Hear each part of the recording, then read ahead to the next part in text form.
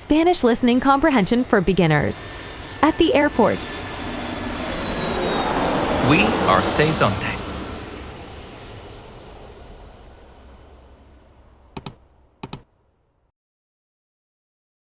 La aerolínea. La aerolínea. El pasaporte. El pasaporte. El boleto. El boleto. El equipaje. El equipaje. La maleta. La maleta. Pesar. Pesar. El exceso de peso.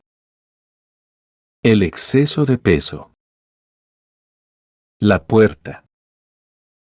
La puerta. El pase de abordar. El pase de abordar. El vuelo. El vuelo. La cinta transportadora. La cinta transportadora. Hola, ¿cómo está? Hola, bien, gracias. ¿Y usted? Estoy emocionado, voy a visitar a mi familia en España. Eso suena muy emocionante. ¿Podría ver su pasaporte y boleto, por favor? Claro, aquí está. Muy bien. Gracias. ¿Podría decirme el nombre de la aerolínea con la que viaja? Sí, es Avianca. Perfecto, gracias. Su vuelo sale a tiempo y está programado para llegar a las 5 de la tarde. ¿Tiene algún equipaje para documentar?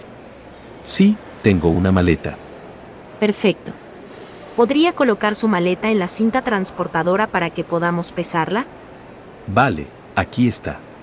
Lo siento, pero su maleta pesa 25 kilos, lo que significa que tiene un exceso de peso. Necesitará pagar un cargo adicional. Oh, no me di cuenta de que tenía tanto peso. ¿Cuánto debo pagar?